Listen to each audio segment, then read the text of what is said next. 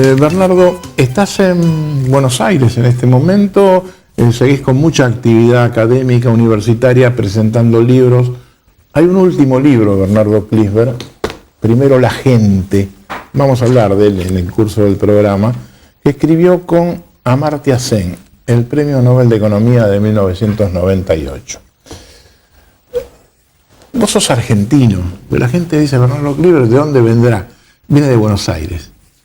Sí, nacimos en un hogar muy humilde, muy pequeña clase media, en el 11, en Buenos Aires. Le debo a mis padres, en primer lugar, que eran, mi padre, gracias a Dios, lo tengo vivo, eran autodidactas de la generación esta migratoria que llegó de Polonia, la generación judía, polaca, que no tenía un centavo, pero que tenía lo que hoy llamamos un capital social fenomenal. Tenían inquietudes enormes, un gran bagaje de literatura, de conocimiento. Mi padre decía que se morían de hambre en Polonia, llegaron en 1930 a la Argentina, que por primera vez comió bien cuando llegó a la Argentina, pero que leía un libro por día.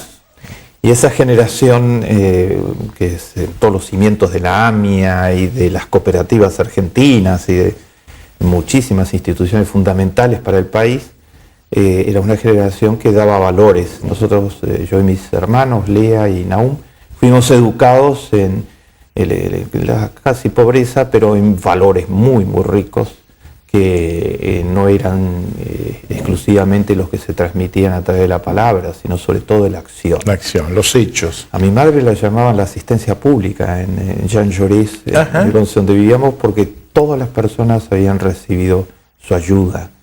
La ayuda desde cuidar a los enfermos hasta acercarse a conversar con los que tenían problemas en forma absolutamente voluntaria. Era una voluntaria de tiempo completo. Y mi padre traía la agenda a las cenas y a los almuerzos. Tomábamos el vino más barato, creo que si no recuerdo mal era el vino Pángaro. Del Pángaro, de cierto. El vino más popular, más barato.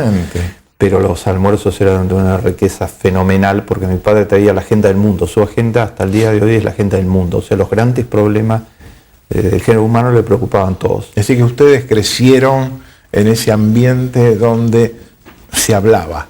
Se hablaba y se comprometía, ¿no? Ellos seguían los preceptos de vida, se le dice en hebreo la Torah, la Biblia, el libro base de tres grandes civilizaciones, el judaísmo, el cristianismo y el islamismo, ¿no? Es el libro común a las tres grandes civilizaciones. Así que nacimos con un compromiso, con la educación en un compromiso ético, y tuve la bendición de posteriormente, bueno, toda mi educación fue pública, comercial Hipólito Vieites, el abanderado del colegio, era un gigantesco colegio de más de 2.000 alumnos. Era en la esquina de Nazca y Gaona. Exactamente, exactamente, con profesores excepcionales, el colegio secundario público de aquella época, ¿no?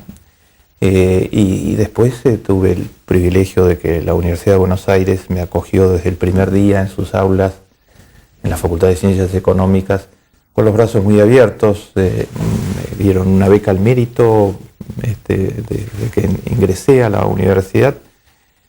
Tuve la posibilidad de tener como mi padrino de estudios Alfredo Palacios. Él fue mi padrino de estudios.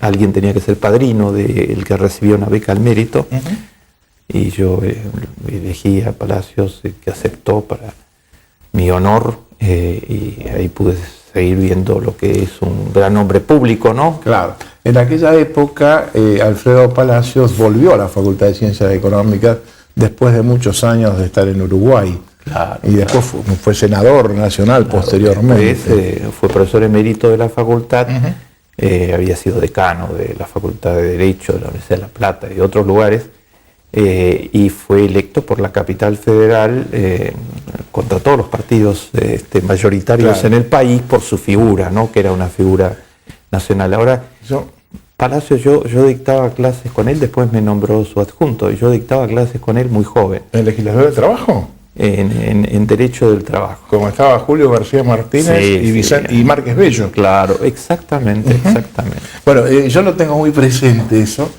porque cuando yo era estudiante también, estudiamos con Bernardo, nos fuimos cruzando en alguna materia de aquellas épocas, y a mí Palacios, a quien después tuve la suerte de durante un año diría diariamente estar con él en la calle Charcas, me enseñó algo con un ejemplo. Y vos dijiste la palabra ejemplo, la acción. Y yo estaba, en aquella época se daban exámenes en la facultad todos los meses. Es decir, uno podía elegir cuando daba. Y yo recuerdo haber ido a presenciar un examen con Alfredo Palacios. Y un chico está hablando y dice, como dijo Tomás Moro, y repite. Y entonces don Alfredo Palacios lo para y le dice, dígame mi amigo, ¿qué leyó usted de Tomás Moro? Bueno, esto lo dice el apunte. Y Alfredo Palacios, y eso a mí me quedó muy grabado, dice, acostúmbrese en la vida a no citar a quien usted no haya leído. Bueno, sí, en su vida más personal, ¿no? Dictábamos las clases en su casa porque ya tenía una edad avanzada.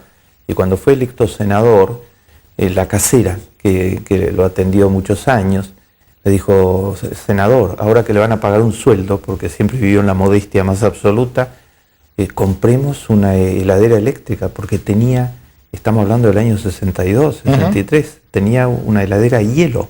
Y él le dijo, de ninguna manera, yo como siempre voy a donar la mitad de mi sueldo para el Partido Socialista en aquella época y la otra mitad de mi sueldo para tales hospitales y tales, y no compró la heladera eléctrica, ¿no? Eso era Alfredo Palacio, ¿no? Egresé de la universidad después de estudiar contigo muchos años en la biblioteca, donde estudiamos hasta, en fin, yo era uno de los que cerraba la biblioteca a la 1 de la noche, todas las noches, y volvía a las 8 de la... Trabajábamos durante el día y estudiábamos de noche. Claro. Y obtuve la medalla de oro de la universidad, que creo que se dio 4 veces en los 95 años de historia de la Facultad de Ciencias Económicas. Y después estudiamos una cantidad de carreras, hemos completado 5 carreras, 2 doctorados, etc. Y a los 23 años gané por concurso el cargo de profesor adjunto de la facultad, por concurso. Y yo recuerdo esa época, habíamos venido de un proceso que se inició en el año 58, con un brillante decano, un hombre joven realmente que fue William Leslie Chapman, no, y que cambió los currículums de las carreras y creó la carrera de licenciado en Administración de Empresas. Y vos fuiste uno de los primeros alumnos que se incorporó a la docencia en eso.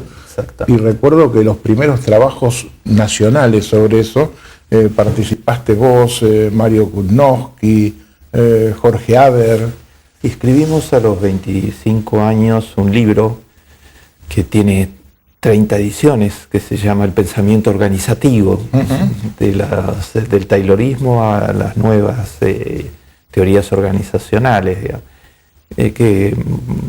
con el que comenzamos una reflexión crítica sobre el conocimiento en ciencias administrativas, en ciencias gerenciales, que tuvo, en fin, mucha utilización y tuvo el mérito, además de ser prohibido durante la dictadura militar, porque era demasiado abierto, demasiado pensante, y entonces lo proscribieron de la universidad explícitamente durante la dictadura militar. Este libro que escribí con el Premio Nobel de Economía es el libro número 47 que hemos escrito. En fin, hemos recorrido 5 disciplinas, digamos. Después de las ciencias gerenciales, fui convocado por las Naciones Unidas, en las que trabajo ya hace 30 años. Soy ahora el asesor principal de las Naciones Unidas para América Latina, con sede en Nueva York. Y tuvimos una etapa muy fuerte de tratar de ayudar a reformular el Estado, políticas públicas. Escribimos muchísimos trabajos y dirigimos muchos proyectos en las Naciones Unidas en distintos lugares del mundo. Después de tratar de reconstruir el Estado, buscando cómo poner la gerencia al servicio de la gente del modo más directo posible, las ciencias gerenciales, se me atribuye haber fundado una disciplina nueva que es la gerencia social.